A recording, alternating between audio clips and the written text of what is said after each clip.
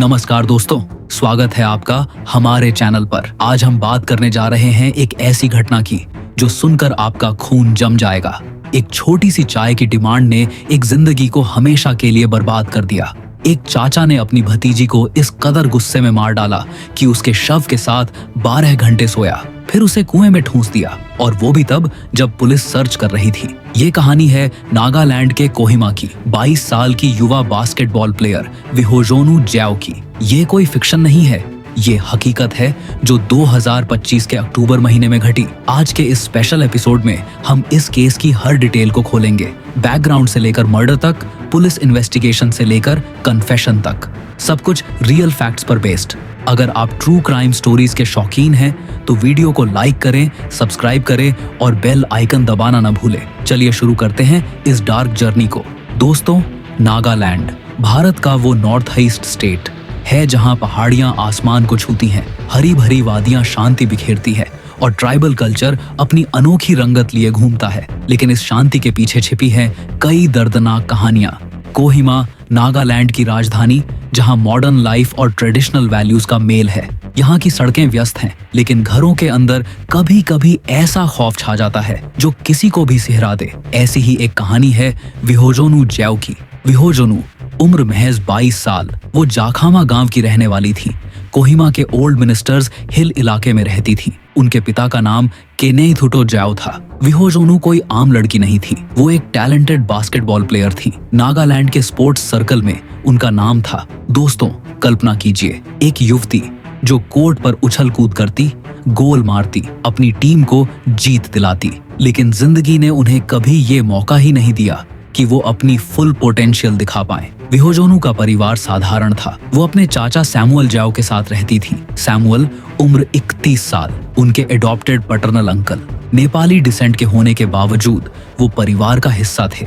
होल्टो जैव के बेटे सैमुअल ने विहोजोनु को अपनी बेटी की तरह रखा था, लेकिन रिश्ते हमेशा इतने साफ सुथरे नहीं होते। घर के अंदर छोटी मोटी नोक झोंक होती रहती थी। विहोजोनु मोबाइल फोन पर टाइम स्पेंड करती, जो आज के यूथ का हिस्सा है। लेकिन एक दिन यही छोटी सी आदत एक भयानक हिंसा का कारण बन गई। विहोजोनु की जिंदगी में सब कुछ नॉर्मल चल रहा था। वो अपने ड्रीम्स को जी रही थी, स्पोर्ट्स, फ्यूचर, शायद शादी या करियर। लेकिन 24 अक्टूबर 2025 का दिन, वो दिन जो सब कुछ बदल गया। दोस्तों, ये तारीख याद रखिएगा। ये वो दिन था जब एक चाय की प्याली ने खून की होली खेल दी। 24 अक्टूबर 2025, दोपहर करीब 2 बजे। कोहिमा का मौसम सुहावना था। सैमुअल घर पर थे, शायद थकान महसूस कर रहे थे या बस एक रूटीन डिमांड। उन्होंने विहोजोनु से कहा, चाय बना दो। लेकिन विहोजोनु उस वक्त अपने मोबाइल में व्यस्त थी, शायद कोई मैसेज चेक कर रही हो या सोशल मीडिया स्क्रॉल। उन्होंने डिसमिसिवली जवाब दिया, कुछ ऐसा जो सैमुअल को चुभ गया। बाद में या मैं बिजी हूँ, ये कोई बड़ी बात नहीं लगती, लेकिन सैमुअल के अंदर का गुस्सा फट पड़ा। रिपोर्ट्स के मुताबिक सैमुअल ने गुस्से में एक लकड़ी का टुकड़ा उठाया, वो लकड़ी जो शायद घर में ईंधन के लिए रखी थी। एक ही वार में विहोजोनु के सिर पर जोरदार हमला किया। वो गिर पड़ी, खून बहने लगा। सैमुअल को शायद तुरंत एहसास हो गया कि क्या हो गया है, लेकिन गुस्सा अंधा होता है। उन्होंने विहोजोनु का सिर एक स्वेटर से ढक लिया ताकि खून न फैले। फिर फर्श पर पड़े खून के धब्बों को उसी स्वेटर से साफ करने की कोशिश की। दोस्तों, यहाँ डरावना ट्विस्ट आता है। सैमुअल ने विहोजोनु का मोबाइल फोन ऑफ कर दिया, सिम कार्ड निकाला, फोन तोड़ा और टुकड़े रख लिए। अगली सुबह वो टुकड़े कोहिमा म्यूनिसिपल काउंसिल के डंपिंग ट्रक में फेंक दिए। स्वेटर जो खून से सना था, उसे पास के गटर में ठूंस दिया। लेकिन वो बॉडी को अपने कमरे में ही रख लिया। हाँ, आपने सही सुना, वो शव के साथ रात भर सोया, 12 घंटे। आप कल्पना कीजिए वो सीन, एक अंधेरी रात, एक कमरा और एक बेजान शरीर। सैमुअल की वो रात कैसी रही होगी? डर, पछतावा या फिर सिर्फ खालीपन? पोस्टमार्टम रिपोर्ट से पता चला कि विहोजोनु की मौत सिर में मल्टीपल स्कल फ्रैक्चर से हुई, ब्लंट ऑब्जेक्ट से वॉर। कोई सेक्सुअल असॉल्ट नहीं था, जो थोड़ी राहत की बात है, लेकिन ये क्राइम फैमिली में ट्रस्ट के ब्रेकडाउन को दिखाता है। सैमुअल ने बॉडी को बेसमेंट के पास एक रिंग वेल में ठूंस दिया, वो कुआं जैसा स्ट्रक्चर जहां कोई सोच भी नहीं सकता कि एक जिंदगी छिपाई जा सकती है। लेकिन सैमुअल यहीं नहीं रुका। जब पुलिस सर्च कर रही थी, वो खुद उनके साथ घूमा। एक्टिंग की मास्टरी।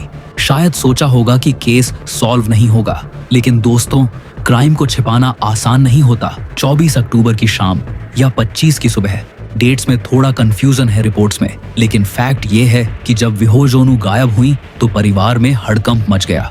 उनकी बॉडी मिली कोहिमा में, बेसमेंट के पास उस रिंग वेल से। कल्पना कीजिए वो मोमेंट, परिवार वाले, दोस्त, पड़ोसी, विहोजोनू की माँ, बहनें सब रोते हुए। उनके पैटर्नल अंकल वेकेथोजो जैओ ने तुरंत FIR दर्ज कराई।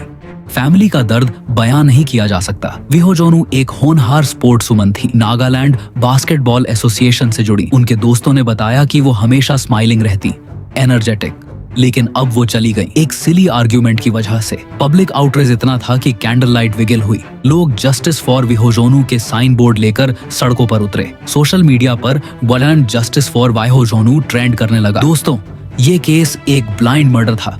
कोई विटनेस नहीं, कोई मोटिव क्लियर नहीं। सेकेंडरी क्राइम सीन 25 अक्टूबर को साउथ पुलिस स्टेशन की टीम पहुंची। एरिया सील की, initial investigation, forensic science lab FSL Dimapur से टीम आई। फोटोग्राफी, वीडियोग्राफी, एविडेंस कलेक्शन, एक डिटेक्शन डॉग भी यूज किया गया जो क्लूज ढूंढने में मदद करता है। इंक्वेस्ट हुआ इंडिपेंडेंट विटनेस के सामने। Postmortem Naga hospital authority, Kohima NHAK में 26 अक्टूबर को स्पेशल इन्वेस्टिगेशन टीम SIT बनी। लीडर एडिशनल SPK सोरिसो और 8 मेंबर्स। चैलेंजेस बहुत थे। FSL डिमापुर में सिर्फ एक ही है, मैन पावर लिमिटेड। रिपोर्ट्स में देरी हुई, लेकिन पुलिस ने हार नहीं मानी। मेथडिकल इन्वेस्टिगेशन, सबूत जुटाए, ब्लड स्टेन्स, स्वेटर के पीसेस, हालांकि डिस्पोज्ड, फोन के ब्रोकन पार्ट्स। इंटरोगेशन शुरू, कई लोगों से पूछताछ। फिर 4 नवंबर 2025 को अरेस्ट, सैमुअल जाओ, वो प्राइम सस्पेक्ट। घंटों की इंटरोगेशन के बाद 5 नवंबर को कन्फेशन। कोहिमा SP क्रोधी रेत्सो ने प्रेस कॉन्फ्रेंस में बताया, ये हमारी डेडिकेशन और टीम वर्क का रिजल्ट है। पब्लिक खून ऑपरेशन के बिना ये पॉसिबल नहीं था। सैमुअल ने कन्फेस किया। चाय वाली बात, गुस्सा, war, clean up, body hiding, सब details. Extra forensic samples lab भेजे गए। कोई प्रेशर नहीं, फेयर इंक्वायरी। अब आते हैं कन्फेशन पर। सैमुअल ने बताया, मैंने चाय मांगी, उसने इग्नोर किया। गुस्सा आ गया, लकड़ी से मारा। फिर डर लगा, बॉडी को कवर किया, फोन तोड़ा, रात भर सोया उसके साथ, सुबह डिस्पोज किया। दोस्तों, ये सुनकर रोंगटे खड़े हो जाते हैं। 12 घंटे शव के साथ सोना, ये क्या साइकोलॉजिकल स्टेट था? Anger management issues, family pressure, या सिर्फ इम्पल्सिव रेज? एक्सपर्ट्स कहते हैं ऐसे केसेस में अक्सर छोटी ट्रिगर्स बड़े क्राइम्स को जन्म देते हैं। नागालैंड में फैमिली बॉन्ड्स स्ट्रॉन्ग होते हैं, लेकिन जब ब्रेक होते हैं तो डेवस्टेटिंग। सैमुअल ने कोई रेजिस्टेंस नहीं किया अरेस्ट पर, शायद कंसाइंस बाइट कर रहा था। इस केस ने पूरे नागालैंड को हिला दिया। विमेन सेफ्टी पर डिबेट्स शुरू, बास्केटबॉल कम्युनिटी में शोक। फैमिली मेंबर्स ने कहा, वो हमारी लाइट थी। Candle marches, protests.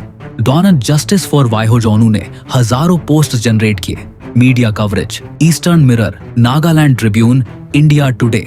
ये केस दिखाता है कि घर सबसे सेफ जगह होनी चाहिए, लेकिन कभी कभी सबसे डेंजरस। इंडिया में ऐसे फैमिली क्राइम्स बढ़ रहे हैं। स्टेटिस्टिक्स NCRB के अनुसार 2024 में फैमिली मेंबर्स द्वारा मर्डर्स 10% बढ़े। नागालैंड में भी सिमिलर केसेस। आज 11 दिसंबर 2025 तक सैमुअल जेल में है। कोर्ट प्रोसीडिंग्स चल रही हैं। फैमिली को जस्टिस मिलेगा, ये उम्मीद है, लेकिन विहोजोनू वापस नहीं आएंगी।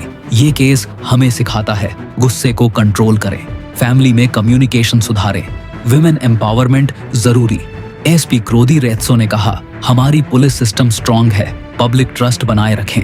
दोस्तों, ये थी विहोजोनू जैओ की ट्रेजिक स्टोरी।